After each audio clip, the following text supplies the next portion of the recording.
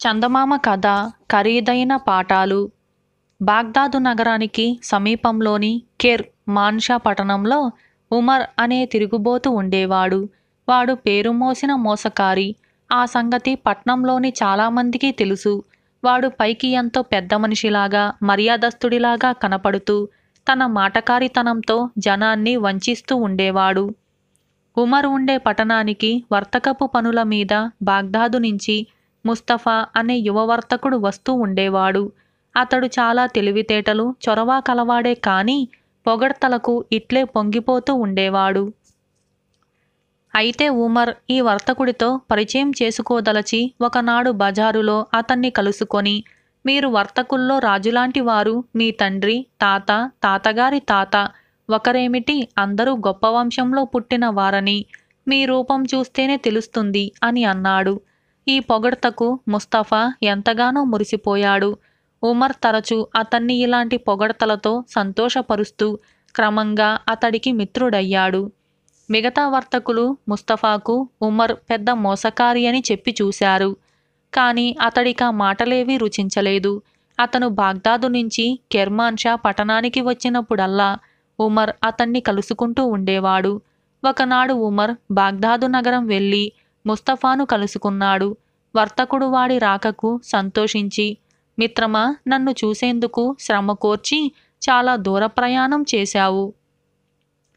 కొన్నేళ్లపాటు ఇక్కడ నా అతిథిగా ఉండాలి అని అన్నాడు. ఈ మాటలకు మోసకారి ఉమర్ లోలోపల చాలా సంతోషించి పైకి ఎంతో బాధపడుతున్న వాడిలాగా ముఖం పెట్టి, నువ్వు గత 2 ఏళ్లుగా కెర్మాన్షాకు రాలేదు, బెంగపడిపోయి బయలుదేరి వచ్చాను అని అన్నాడు.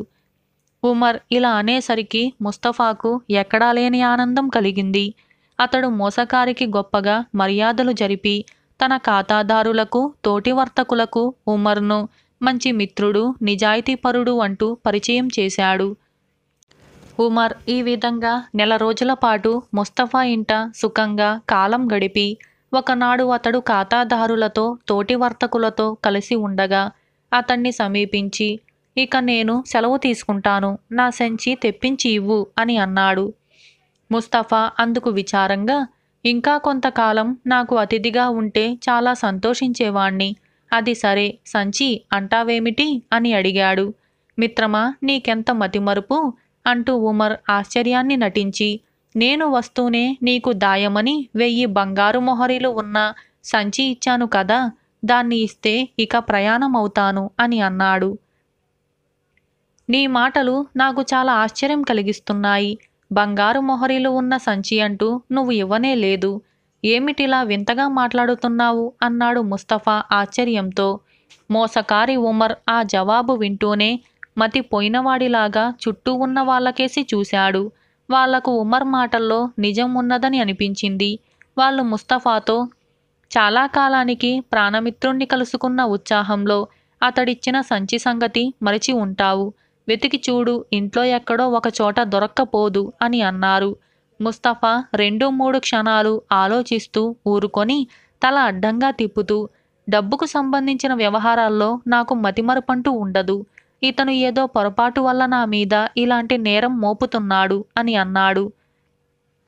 ఆ మరుక్షణం ఉమర్ పెద్దగా గొంతెత్తి, నావి 1000 మొహరీలు ఇతను దొంగలించాడు, అయ్యో 1000 మొహరీలు అంటూ అరిచాడు. ఉమర్ ఇలా అనగానే ముస్తఫాకు వాడి నిజస్వరూపం తెలిసినట్టయింది. అతడు కోపంగా, ఇక నోరు మూసుకొని ఇక్కడి నుంచి వెళ్ళు అని అన్నాడు. ఆ ఇద్దరి పోట్లాట చూసి బజారున పోయే కొంతమంది వాళ్ళ చుట్టూ చేరారు. వాళ్లకు యువవర్తకుడు ముస్తఫా నిజాయితీపరుడని తెలుసు. కానీ మోసకారి ఉమర్ ఈ 1 నెల రోజుల్లో చాలామందిని తాను గొప్ప మర్యాదస్తున్నని, నిజాయితీపరుణ్ణని నమ్మించాడు. ఆ కారణం వల్ల వాళ్ళు ముస్తఫా అబద్ధం చెబుతున్నాడని అనుకున్నారు. ఈ పరిస్థితి ముస్తఫాకు చాలా అవమానకరంగా తోచింది. అక్కడ చేరిన వాళ్ళల్లో అతడి ప్రాణమిత్రుడొకడు ఉమర్ పెద్ద మోసకారి అయి ఉంటాడనుకొని తిరుగులేనిదనుకున్న ఒక పథకాన్ని ఆలోచించి వాణ్ణి సమీపిస్తూ, మనం అందరం ఏవో పొరపాట్లు చేస్తుంటాము, కానీ నువ్వు చేసిన పొరపాటు చాలా చిత్రమైనది. నువ్వు 1000 రూపాయలు ఉన్న సంచిని దాయమని ఇచ్చింది ముస్తఫాకు కాదు, నాకు. శాంతపడు, జనం వెళ్ళిపోగానే నీ సంచి ఇచ్చేస్తాను. ఇప్పటికైనా నీ పొరపాటు తెలుసుకున్నావా అని అడిగాడు. మోసకారి ఉమర్ ఏమాత్రమూ తొనక్కుండా, అయ్యా, ఇందులో నేను చేసిన పొరపాటంటూ ఏమీ లేదు.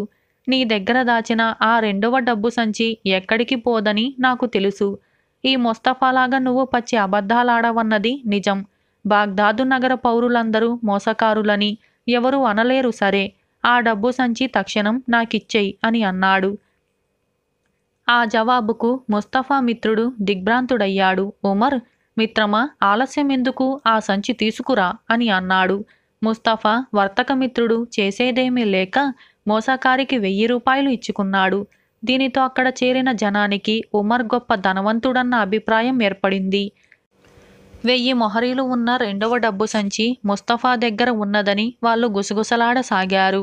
ముస్తఫా పరిస్థితి గ్రహించి ఇక తన మాట ఎవరూ నమ్మరనుకొని ఉమర్కు 1000 బంగారు మొహరీలు ఇచ్చుకున్నాడు. వాడు సంతోషంగా బాగ్దాదు వదిలి కెర్మాన్షా దారి పట్టాడు. కొద్ది రోజుల తరువాత మోసకారి ఉమర్ను ఎరిగి ఉన్న వాళ్ళు ముస్తఫాతో, పొగడ్తలకు ఉబ్బిపోరాదన్న సంగతి ఇప్పటికి నీకు బాగా వంట పట్టిందనుకుంటాను. మరచిపోకు, ఈ పాఠం చాలా డబ్బు పోసి మరీ నేర్చుకున్నావు అని అన్నారు. ఆ మాట ముమ్మాటికి నిజం అన్నాడు యువ వర్తకుడు ముస్తఫా. అతడి ఆప్తమిత్రుడైన 2వ వర్తకుడు, నేను చాలా తెలివైన వాణ్ణి అనుకునేవాణ్ణి.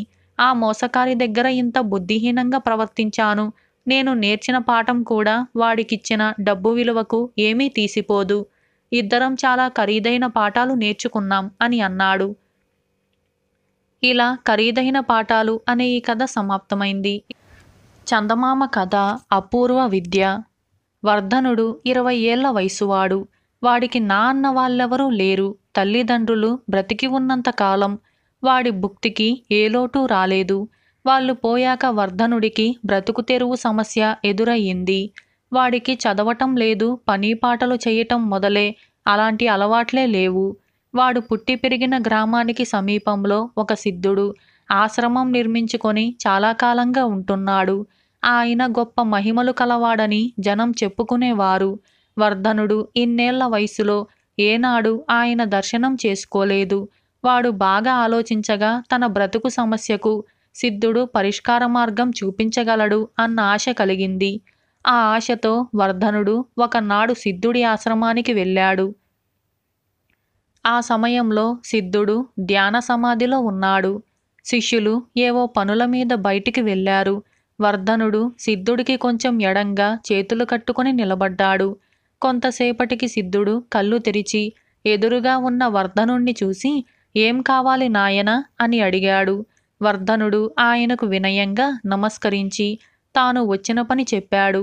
సిద్ధుడు ఒక్క క్షణం మౌనంగా ఊరుకొని తరువాత వర్ధనుడితో, నాయనా, నీకు ధనం ఇవ్వలేను, కానీ నీ తిండికి బట్టకు నువ్వే స్వయంగా సంపాదించుకునే మార్గం మాత్రం చెప్పగలను అని అన్నాడు. ఆ సహాయం చాలు స్వామి అన్నాడు వర్ధనుడు సంతోషంగా. నీకొక విద్య అలవడేలా చేస్తాను. అదేమిటంటే, భూమి అడుగున ఇనుప పెట్టెలు మొదలైన వాటిల్లో ఉండే నిధి నిక్షేపాలు, వస్తువులు చూడగల శక్తిని నీ కళ్ళకు కలిగిస్తాను. అయితే ఆ నిధి నిక్షేపాలు నీకు ఉపయోగపడవు. ఈ అపూర్వ విద్య ప్రదర్శించి సుఖంగా కాలం గడుపు అన్నాడు సిద్ధుడు. తరువాత ఆయన వర్ధనుడి కళ్ళకు తన దగ్గర ఉన్న దండ కమండలాలను మెల్లగా తాకించి కొంతసేపు ఏదో మంత్రం చిన్నగా జపించి వాణ్ణి కళ్ళు తెరవమని, ఇప్పుడు నువ్వు నిలబడి ఉన్న భూమి అట్టడుగున ఏమున్నదో చెప్పగలవా అని అడిగాడు. వర్ధనుడు కిందికి చూసి, భూమి పొరలు పొరలుగా ఉన్నది స్వామి, బాగా దిగువ నీటి జల కనిపిస్తున్నది అని అన్నాడు. సిద్ధుడు తృప్తిగా తలాడించి, ఇక వెళ్ళిరా నాయనా, ఈ విద్యను స్వార్థానికి మాత్రం వాడకు. అలా చేశావో ఆ ఒక్కసారికి మాత్రమే నీకు ఉపయోగిస్తుంది. తరువాత నీ కళ్ళకు భూమి అడుగున ఉండే నిధి నిక్షేపాలను చూసే శక్తి నశించిపోతుంది అని అన్నాడు. వర్ధనుడు ఆయన పాదాలకు నమస్కరించి బయలుదేరాడు. వాడికి తన గ్రామం వదిలి మరెక్కడికైనా పోవాలనే బుద్ధి పుట్టింది. వాడు ఒక అడవిదారి వెంట నడుస్తుండగా యాత్రికుల బృందం ఒకటి కంటపడింది. వాళ్ళు సమీపంగా వస్తున్నంతలో వర్ధనుడు పెద్దగా గొంతెత్తి ఉన్న చోటనే ఆగమంటూ హెచ్చరించాడు. వాళ్ళు ఆగి వాడికేసి ఆశ్చర్యంగా చూడసాగారు. ఇక్కడ నేల దిగువన ఊబి ఉన్నది. ఇంకొంచెం ముందుకు మీరు వచ్చి ఉన్నట్లయితే అందరూ ఆ ఊబిలో కూరుకుపోయి ఉండేవాళ్ళు అన్నారు వర్ధనుడు. వర్ధనుడి మాటలకు యాత్రికులు మరింతగా ఆశ్చర్యపోయారు. అక్కడ నేలమీద ఎండుటాకులు, పచ్చిక, ఏవో చిన్న చిన్న మొక్కలు కనిపిస్తూ ఉన్నాయి. ఊబి ఉన్న చిహ్నాలే లేవు. యాత్రికుల్లో ఒకడు వర్ధనుణ్ణి వెర్రివాడి కింద జమకట్టి దుడుకుగా ముందుకు అడుగు వేశాడు. ఆ మరుక్షణం మెడలోతు ఊబిలో కూరుకుపోయాడు. వెంట ఉన్న వాళ్ళు అతన్ని భుజాలు పట్టుకొని అతి కష్టం మీద బయటకు లాగారు. దానితో యాత్రికులకు వర్ధనుడు దేవుడిలాగా కనిపించాడు. వాళ్ళు వాడికి కృతజ్ఞత చెప్పుకొని కొన్ని వెండి నాణేలు ఇచ్చి తమ దారిన తాము వెళ్ళిపోయారు. జీవితంలో మొదటిసారిగా లభించిన ఆ డబ్బును వాడు దుస్తుల్లో భద్రంగా దాచుకున్నాడు. కొంతసేపటికి వర్ధనుడు అడవి దాటి ఒక గ్రామం చేరాడు. అక్కడ ఒక ఇంటిలోంచి పసిపాప ఏడుపు, ఆ వెంట తల్లి దీనాలాపన, తండ్రి ఓదార్పు వినిపించాయి. పాప ఆకలి కొద్దీ గోల చేస్తుంది. వర్ధనుడు ఆ ఇంట్లోకి ప్రవేశించి తన దగ్గర ఉన్న వెండి నాణేలు కొన్ని తండ్రికి ఇవ్వబోతూ నేల మీద దృష్టిపడి ఎక్కడా లేనంతగా ఆశ్చర్యపోయాడు. ఆ నిరుపేద నట్టింట నేల అడుగున ఒక కంచు పాత్రలో చాలా బంగారు నాణేలున్నాయి. వర్ధనుడు పేదవాడితో, నీ నట్టింట లక్ష్మీ నాట్యం చేస్తుంటే చంటి బిడ్డ ఆకలే తీర్చలేకపోతున్నావా? ఎంత ఆశ్చర్యం అని అన్నాడు. పేదవాడు వర్ధనుడికేసి చిరు కోపంగా చూస్తూ, నా పేదతనం చూస్తే నీకు గేలి చేయబుద్దవుతున్నదా అని అన్నాడు. అలాంటిదేమీ లేదు, నిజమే చెబుతున్నాను. ఇక్కడ తవ్వి చూడు అని వర్ధనుడు పేదవాడికి కంచు పాత్ర ఉన్న చోటు చూపించాడు. అక్కడ తవ్వి చూడగా బంగారు కాసులున్న పాత్ర బయటపడింది. పేదవాడు సంతోషంగా వర్ధనుడికి నమస్కరించి, ఈ రోజుతో నా దారిద్ర్యం తీరిపోయింది అని వర్ధనుడు వద్దన్నా వినకుండా కొన్ని బంగారు కాసులిచ్చాడు. ఈ విధంగా వాడు నెల రోజుల పాటు చాలా గ్రామాలు తిరిగి గ్రామస్తులకు చిన్న చిన్న నిధి నిక్షేపాలతో పాటు వాళ్ళు లోగడ పోగొట్టుకున్న విలువైన వస్తువులు, ఇళ్ల పెరళ్లలో దాగి ఉన్న విషసర్పాలను చూపించి చాలా సహాయపడ్డాడు. ఇలా సహాయం పొందిన వాళ్ళందరూ వర్ధనుడికి ఏదో కొంత డబ్బిస్తుంటే వాడి జీవితం హాయిగా గడిచిపోతూ ఉండేది. ఒకనాడు వర్ధనుడు పంట పొలం గట్టు వెంట నడిచిపోతూ ఉండగా అడుగులోతు భూమి కింద లంకెబిందెలు కనిపించాయి. ఆ పొలం ఇద్దరు అన్నదమ్ముళ్ళ ఉమ్మడి ఆస్తి. ఇద్దరూ కష్టపడి పనిచేస్తూ పిల్లాపాపలతో ఎంతో అన్యోన్యంగా బ్రతుకుతున్నారు. వర్ధనుడు లంకెబిందెల సంగతి ఆ సమయంలో పొలం పని చేసుకుంటున్న తమ్ముడికి చెప్పి తన దారిన గ్రామంలోకి వెళ్ళాడు. లంకెబిందెల మాట వింటూనే తమ్ముడిలో స్వార్థం తలెత్తింది. అతడు ఒక అర్ధరాత్రి వేళ వాటిని తవ్వుకుపోయేందుకు పొలానికి వచ్చాడు. ఈ సంగతి పసిగట్టిన అన్న తాను కూడా పొలానికి వచ్చి తమ్ముడు తవ్వి తీసిన లంకెబిందెల్లో భాగం కావాలని అన్నాడు. తమ్ముడు అందుకు ఇవ్వనన్నాడు. దానితో ఇద్దరూ కలహించుకొని ఒకళ్ళనొకళ్ళు స్పృహ తప్పిపోయేలాగా కొట్టుకున్నారు. గ్రామస్తులు తెల్లవారాక వాళ్లను ఆ స్థితిలో చూసి గ్రామానికి మోసుకు వచ్చారు. ఈ సంగతి తెలియగానే వర్ధనుడి మనసు వికలమైపోయింది. తన అపూర్వ విద్య ఇతరులకు మేలుతో పాటు కీడు కూడా చేయగలదని గ్రహించాడు. వాడు అప్పటికప్పుడే తన గ్రామంలోని సిద్ధుని దగ్గరకు పోయి జరిగిందంతా చెప్పి, స్వామి, ఇప్పుడు నన్నేమి చేయమంటారు అని అడిగాడు. సిద్ధుడు ఒక క్షణం ఆలోచించి, నాయన, తగిన వయసులో బ్రతుకు తెరువుకు అవసరమైన ఏ వృత్తి నేర్వనందునే గతంలో నీవు చిక్కుల పాలయ్యావు. ఇప్పుడు నేర్చిన ఈ అపూర్వ విద్య నీకు మనశ్శాంతి లేకుండా చేస్తుంది. ఇక ఒక పని చెయ్యి. ఒకసారి ఈ విద్యను నీ స్వార్థానికి ఉపయోగించుకో. తరువాత నీకు నిధి నిక్షేపాలను చూడగల శక్తి నశించిపోతుంది. ఈ సంగతి నీకు లోగడే చెప్పాను అని అన్నాడు. వర్ధనుడు సిద్ధుడి వద్ద సెలవు తీసుకొని ఊరి పొలిమేరలకేసి బయలుదేరాడు. అక్కడ ఒక మర్రి చెట్టు కింద వాడికి ఒక మట్టి పాత్రలో కొన్ని వెండి నాణేలు కనిపించాయి. మరేదైనా పెద్ద నిధి కోసం ప్రయత్నిద్దామనే దురాశకు లోను కాకుండా వాడు వాటిని తవ్వి తీసుకున్నాడు. తరువాత ఆ ధనంతో వాడు కొంత పొలం కొని ఒళ్ళు వంచి సేద్యం చేసుకుంటూ ఏ ఇబ్బందులు లేకుండా సుఖంగా జీవించాడు. ఇలా అపూర్వ విద్య అనే ఈ కథ సమాప్తమైంది. ఈ కథను రాసిన వారు బొమ్మెడి అచ్చారావు. ఇటువంటి మరిన్ని కథల కోసం ఇప్పుడే మన ఛానల్ని సబ్స్క్రైబ్ చేయండి. మీకు ఈ కథ నచ్చిందా? అయితే ఇప్పుడే లైక్ చేయండి. ఇటువంటి మరిన్ని కథల కోసం మన ఛానల్ని like, share, subscribe and comment. Thank you for watching. Chandamama కథ గుండె వైద్యం. గురవయ్య అనే భూస్వామి గుండె జబ్బుతో మంచాన ఉండగా ఆయన్ని చూసిపోవటానికి పక్క ఊరిలో ఉంటున్న ఆయన మేనల్లుడు సదానందం వచ్చాడు. సదానందం వెంట అతడి స్నేహితుడు చిదానందం కూడా వచ్చాడు. మేనల్లుడు చూడవచ్చినందుకు గురవయ్యకు చాలా సంతోషం కలిగింది. అయినా ఆయన ఎంతో నీరసంగా మాట్లాడలేని స్థితిలో ఉన్నాడు. సదానందం ఆయన పరిస్థితిని చూసి చాలా జాలిపడ్డాడు. అతడు మేనమామను పరామర్శించి ఆయన వ్యాధికి చుట్టుపక్కల బాగా పేరు మోసిన వైద్యుడి వల్ల చికిత్స జరుగుతున్నదని తెలుసుకొని తృప్తిపడ్డాడు. అయినా ఇంతకాలంగా వ్యాధి తిరుగుముఖం పట్టకపోవటం అతడికి ఆశ్చర్యం కలిగించింది. అతడు మేనమామకు ఏవేవో సంగతులు చెప్పటం మొదలుపెట్టాడు. గురవయ్య నిశ్శబ్దంగా అతడు చెప్పేవి విన్నాడు. ఇలా కొంతసేపు జరిగాక గురవయ్య లేని ఓపికను తెచ్చుకొని సదానందాన్ని, మీ ఊళ్ళో చంద్రయ్య పొలాలు ఈ సంవత్సరం బాగా పండాయా అని అడిగాడు. బాగా పండటమా? వెన్నుపాము తినటం వల్ల పూర్తిగా పంటంతా దెబ్బతినిపోయింది. దానితో మనిషి సగం కుంగిపోయాడు. లోగడలాగా సాయంత్రం వేళల్లో పొన్నుకర్ర పట్టుకొని గ్రామం మధ్య రచ్చబండ దగ్గరకు వచ్చి ప్రతాపాలు పలకటం కూడా పూర్తిగా మానేశాడు అని అన్నాడు. అలాగా అంటూ గురవయ్య మంచంలో లేచి కూర్చోబోయిన వాడల్లే ఆగి, అతడి కూతురికి ఆ మధ్య ఏదో జమీందారీ సంబంధం వచ్చిందని ఎవరో చెప్పారు, ఆ మాట నిజమేనా అని అడిగాడు. వెంటనే సదానందం చిన్నగా నవ్వి, అదేమిటి మామయ్య, ఆ అమ్మాయికి జమీందారీ సంబంధం రావటం అట్లా ఉంచి అసలు పెళ్ళే అయ్యే యోగం లేదని జ్యోతిష్యులు నిర్మోహమాటంగా చెప్పేశారు. పాపం చంద్రయ్యకు ఎంత ఆస్తిపాస్తులుంటేనేమి, కూతురుకు మాత్రం పెళ్లిగీత లేదు అని అన్నాడు.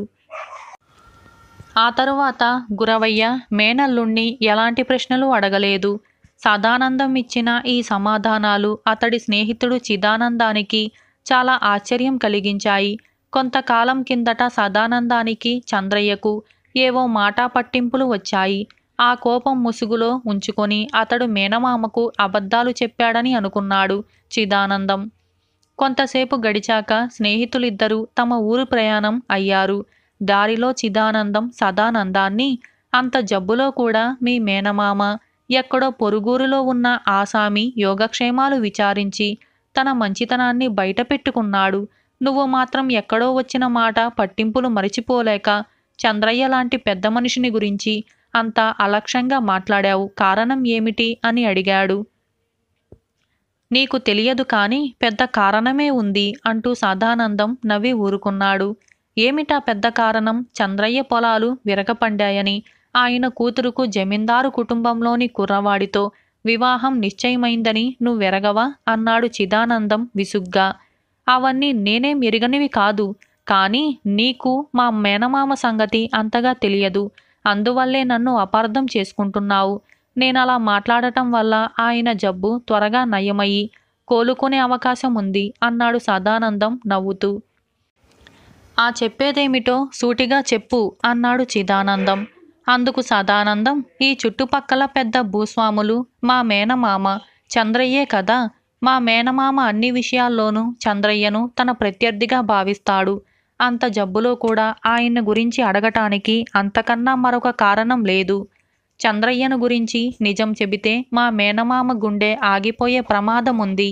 ఆ పాపం నేనెందుకు కట్టుకోవాలి అని అన్నాడు. కొద్ది రోజుల తరువాత చిదానందం పనిమీద గురవయ్య ఉండే ఊరు వెళ్ళి ఆయన్ని చూడబోయాడు. ఆ సమయంలో ఆయన తన నౌకర్లతో పొలం పనుల గురించి మాట్లాడుతున్నాడు. మనిషి ఎంతో ఆరోగ్యంగా కనిపించాడు. చిదానందాన్ని చూస్తూనే గురవయ్య నవ్వుతూ పలకరించి తన మేనల్లుడి క్షేమ సమాచారాలు అడిగి తెలుసుకొని, మా వాణ్ణి కొంచెం వీలు చూసుకొని ఒకసారి రమ్మన్నానని చెప్పు. అసలు లోగడలాగా మీరిద్దరూ కలిసి వస్తే ఎంత బాగుండేది అని అన్నాడు. చిదానందం తిరిగి గ్రామం చేరి సదానందాన్ని కలుసుకొని, నిన్న పనుండి మీ మేనమామ గారి ఊరు వెళ్ళాను. నీ గుండె వైద్యం మహిమ అని అనుకుంటాను. ఆయన ఎంతో ఆరోగ్యంగా ఉన్నాడు అని అన్నాడు. ఇలా గుండె వైద్యం అనే ఈ కథ సమాప్తమైంది. ఈ కథను రాసిన వారు కమలిని. మరొక మంచి కథ, శ్రమకు తగ్గ ఫలం. భూషయ్య స్వభావం గురించి రామగిరి పట్నంలోనే కాక చుట్టుపక్కల గ్రామాల్లోనూ వింతగా చెప్పుకునేవాళ్ళు. భూషయ్యకు తల్లిదండ్రుల నుంచి లభించింది 1 ఎకరా మెట్ట పొలమే కాని ఆయన తలెత్తిన తరువాత స్వయం కృషితో ఒక పక్క వ్యవసాయము, మరొక పక్క వ్యాపారము చేసి కాలం కలిసి రావటంతో చూస్తుండగానే లక్షాధికారి అనిపించుకున్నాడు. జీవితంలో ఎంతో శ్రమపడి పైకి వచ్చినవాడు కావటంతో ఆయన డబ్బు విషయంలో చాలా పట్టింపుగా ఉండేవాడు. పైగా ప్రతి విషయాన్ని ఆయన డబ్బుతోనే తూచేవాడు. భూషయ్య కొడుక్కి పరమేశ్వరపురం జమీందారు కూతురితో పెళ్లి సంబంధం కుదరటంతో ఆయన ఎంతో సంతోషించాడు. పెళ్లి ఏర్పాట్లన్నీ ఘనంగా చేశాడు. పెళ్లి బ్రహ్మాండంగా జరిగింది. పెళ్లిలో పనీపాటులు చేసిన వారందరికీ కానుకలు, వస్త్రాలు ఇచ్చి సంతోషపరచాలనుకున్నాడు భూషయ్య. ఆ విధంగా కానుకలు తీసుకోవటానికి మొట్టమొదట అక్కడికి వచ్చిన వారు పెళ్లిలో మంగళవాయిద్యం వాయించిన బృందం. మొదట సన్నాయి వాయించిన విద్వాంసుడు భూషయ్య దగ్గరకు వచ్చాడు. కాని వాణ్ణి చూడగానే కొంతసేపు అలా ఉండు అని వారించిన భూషయ్య దూరంలో నిలబడి ఉన్న శృతి చేసేవాణ్ణి రమ్మని చేసి చేయి ఊపి వాడి దగ్గరకు రాగానే, పాపం ఊపిరి బిగబట్టి, అంతసేపు ఎలా ఊదగలిగావు? నీ శ్రమకు ఎంత ఇచ్చినా తక్కువే అంటూ వాడికి 100 రూపాయలిచ్చాడు. ఆ తరువాత డోలు వాయించిన వాణ్ణి పిలిచి ఒళ్ళంతా చెమటలు కక్కేటట్టుగా కష్టపడ్డావు, సంతోషంగా తీసుకో అంటూ వాడికి నూతన వస్త్రాలతో పాటు 75 రూపాయలు ఇచ్చాడు. ఆ పిమ్మట తాళం వేసిన వాణ్ణి పిలిచి 1 నిమిషం విరామం లేకుండా తాళం వేశావు, నీ కష్టం నాకు వద్దులే అని 50 రూపాయలిచ్చాడు భూషయ్య. ఆఖరికి సన్నాయి వాయించిన వాడికేసి అసంతృప్తిగా చూస్తూ, పని చేసేప్పుడు ఒళ్ళు దాచుకునే వాళ్ళంటే నాకు పరమ అసహ్యం, అయినా 5 నిమిషాలు సన్నాయి వాయిస్తే 10 నిమిషాలు అలా దిక్కులు చూస్తావేమిటి? ఈ లక్షణానికి తోడు మెడలో బంగారు గొలుసు, వేళ్ల నిండా ఉంగరాలు, నువ్వు చేసిన పనికి ఇది కూడా దండగే అంటూ 25 రూపాయలిచ్చాడు. సన్నాయి విద్వాంసుడు ఆశ్చర్యంతో అలాగే నిలబడిపోయాడు. పక్కనే ఉండి ఇదంతా చూస్తున్న భూషయ్య వియ్యంకుడు పరమేశ్వరపురం జమీందారు చిన్నగా నవ్వి భూషయ్యతో, బావగారు ప్రతిదాన్ని డబ్బుతోనే చూస్తారని లోగడే విన్నాను. అది మంచిదే, కానీ ఆ విలువ కట్టడంలో కేవలం శరీర శ్రమకే ఎక్కువ ప్రాధాన్యతనివ్వటం సరికాదేమో. మరి ఆ విధంగా చూస్తే పెళ్లిలో పల్లకీ మోసిన బోయీలు మున్నగువారి కన్నా అల్లుడుగారు ఏం కష్టపడతారని ఆయనకు పిల్లనివ్వటంతో పాటు కట్న కానుకలు మొదలైన సకల విధ లాంఛనాలు సమకూరుస్తున్నావు అని అన్నాడు. వియ్యంకుడి ఈ ఎత్తి పొడుపుకు గతుక్కుమన్నాడు భూషయ్య. వెంటనే తమాయించుకొని తనలోని లోపాన్ని గ్రహించిన భూషయ్య సన్నాయి విద్వాంసుడితో ప్రారంభించి వాద్య బృందంలో వారి వారి స్థానానికి తగ్గ విధంగా కానుకలిచ్చి సత్కరించాడు. ఇలా శ్రమకు తగ్గ ఫలం అనే ఈ కథ సమాప్తమైంది. ఇల్లాలి బాధ్యత. అహల్య వంట పని ముగించి గది నుంచి బయటికి వస్తుండగా వీధి తలుపు చప్పుడైంది. భర్త శేషగిరి వచ్చాడనుకొని ఆమె గబగబా వెళ్ళి తలుపు తెరిచింది. కానీ ఆ వచ్చింది వెనకవైపు ఇంట్లో ఉండే తాయారు. వంట పని అయిపోయింది, ఏమీ తోచక కాలక్షేపానికి ఇలా వచ్చాను అన్నది తాయారు. అహల్య భర్త పని మీద పట్నం వెళ్ళి 2 రోజులైంది. బిక్కుబిక్కుమంటూ ఉన్న ఆమెకు తాయారు రాక ఆనందం కలిగించింది. తాయారు మంచి మాటకారి. ఆడవాళ్ళిద్దరూ మధ్య గదిలో చాపపరుచుకొని కూర్చొని చాలాసేపు ఆ కబుర్లు ఈ కబుర్లు చెప్పుకున్నారు. చీకటి పడి అహల్య దీపం వెలిగించాక తాయారు మెడలోంచి హారం తీసి ఆమె చేతికిచ్చింది. దీన్ని మా ఆయన పట్నంలో ప్రత్యేకంగా చేయించి తెచ్చారు, ఎలా ఉన్నదంటావు అని అడిగింది తాయారు. ఎర్రరాళ్ల హారం దీపపు కాంతిలో మెరిసిపోతుంది. అహల్య దాన్ని అటూ ఇటూ తిప్పి చూసి, హారం కొత్త నమూనాలో చాలా బాగుంది అన్నది సంతోషంగా. తాయారు కొంచెం మాగి హారం కోసం చెయ్యి చాపేసరికి అహల్య, పట్నంలో వెళ్ళిన పని అయితే మా ఆయన గాజులు చేయిస్తానని అన్నారు. రాత్రికి ఆయన తిరిగి రావచ్చు. గాజులకు బదులు ఇలాంటి హారం చేయించమంటాను. ఈ పూటకు దీన్ని నా దగ్గర ఉంచు, తెల్లవారి ఇస్తాను అని అన్నది. తాయారు సరేనని తన ఇంటికి వెళ్ళిపోయింది. అహల్య హారాన్ని పెట్టెలో దాచి భర్త కోసం చాలాసేపు ఎదురు చూసి ఒక్కతే భోజనం చేసి తలుపులన్నీ మూసి పడుకున్నది. తెల్లవారుతూనే నిద్రలేచిన అహల్య పెరటిగది తలుపు తెరిచి ఉండటం చూసి అదిరిపడింది. గదిలో ఆమె పెట్టెలోని బట్టలన్నీ చిందరవందరగా కిందపడి ఉన్నాయి. పెట్టెలో ఉండవలసిన ఆమె కమ్మలు, 100 రూపాయలు తాయారు హారం లేదు. దొంగ ఉపాయంగా బయటి నుంచి పెరటి తలుపు గడియ తీసి లోపలికి ప్రవేశించాడు. అహల్య ఇరుగు పొరుగు ఇళ్ల వాళ్లను పిలిచి జరిగింది చెప్పింది. అంతా ఆమె పట్ల సానుభూతి కనబరిచారు. తాయారు ఆమెను కొంచెం పక్కకి తీసుకుపోయి, నా హారం భద్రంగా ఉంది కదూ అని ఆదుర్దాగా అడిగింది. అహల్య కళ్ళనీళ్లు తిరుగుతూ ఉండగా, అది పోయింది అని అన్నది. కొంప మునిగింది. హారం నీకిచ్చానని, అది పోయిందని తెలిస్తే మా ఆయన నన్ను బ్రతకనివ్వడు అంటూ తాయారు ఏడుపు ముఖం పెట్టింది. తాయారు, ఇప్పుడేం గొడవ పెట్టకు. మా ఆయన వచ్చాక అంతా సర్దుబాటయ్యేలా చూస్తాను అన్నది అహల్య. 2 రోజుల్లో మా ఆడపడుచు పెళ్ళి. ఆ రోజుకు హారం కావాలి. 2000 ఖరీదు చేసే హారం అంటూ తాయారు వెళ్ళిపోయింది. ఆ తరువాత కొంతసేపటికి అహల్య భర్త శేషగిరి పట్నం నుంచి తిరిగి వస్తూనే, ఏమిటి గొడవంతా అంటూ చిరాకు పడ్డాడు. అహల్య అతడికి తాయారు హారం సంగతి వదిలి, రాత్రి దొంగ ఎత్తుకుపోయిన తన కమ్మలు 100 రూపాయలను గురించి చెప్పింది. శేషగిరి కోపంగా, ఎంత పని జరిగింది, అంత మొద్దు నిద్రేమిటి అని అన్నాడు. ఆ మాటలతో అహల్యకు కోపం వచ్చి, నువ్వు రోజుల తరబడి ఇంట్లో ఉండకపోవటంతో ఈ ఘోరం జరిగింది. ఎవరో దొంగ పీనుగు నేను ఒంటరిగా ఉంటానని కనిపెట్టి ఈ పని చేశాడు అని అన్నది. శేషగిరి మరి భార్యనేమీ కోపగించుకోలేదు. ఆ సాయంత్రం అహల్య భర్తకు పోయిన తాయారు హారం గురించి చెప్పి, 2 రోజుల్లో తాయారుకు ఎలాగైనా సరే అలాంటి హారమే చేయించి ఇవ్వాలి, లేకపోతే మన మర్యాద దక్కదు అని అన్నది. తాయారు భర్త పరమ పిసినారి. అతను భార్యకు 2000 ఖరీదు చేసే హారం చేయించాడంటే నేను నమ్మను. అది పూత బంగారపుదై ఉంటుంది. అటువంటి నగలు పట్నంలో కోకొల్లలు. 10 రూపాయలు పారేసి అటువంటిదొకటి తెస్తాను అని పట్నం బయలుదేరాడు శేషగిరి. అప్పటికి గండం గడుస్తుందని, తరువాత భర్తకు నచ్చజెప్పవచ్చునని ఊరుకున్నది అహల్య. ఆ సాయంత్రం ఎర్రరాళ్ల పూత బంగారం హారంతో తిరిగి వచ్చాడు శేషగిరి. అది అచ్చు బంగారు హారంలాగే ఉంది. అహల్యకు తలమీది నుంచి పెద్ద బరువు దిగిపోయినట్లయింది. ఆమె హారం తీసుకొని అప్పటికప్పుడే తాయారు ఇంటికి వెళ్ళింది. తాయారు హారాన్ని చూస్తూనే, ఇది నా హారమే, పోయిన సొత్తు దొరకటం ఈ రోజుల్లో పోయిన ప్రాణం తిరిగి వచ్చినంత విడ్డూరం అన్నది ఆశ్చర్యంగా. అహల్య చిన్నగా నవ్వి, ఇది నీ అసలు హారం కాదు, నకిలీది. పట్నం నుంచి మా ఆయన 10 రూపాయలకు దీన్ని తెచ్చాడు. దీనితో ప్రస్తుతానికి నీ ఆడపడుచు పెళ్ళి అవసరం గడుస్తుంది. తరువాత మెల్లిగా మా ఆయనకు నచ్చజెప్పి అటువంటిదే బంగారు హారం చేయిస్తాను, నా మాట నమ్ము అని అన్నది. తాయారు హారాన్ని మెడలో వేసుకుంటూ, ఇది నా అసలు హారమే, నువ్వే అసలుకు నకలుకు తేడా తెలుసుకోలేకపోతున్నావు. నీ భర్త అసలు రూపం నువ్వు తెలుసుకోవాలని నీతో కొంత కఠినంగా ప్రవర్తించాను అని అన్నది.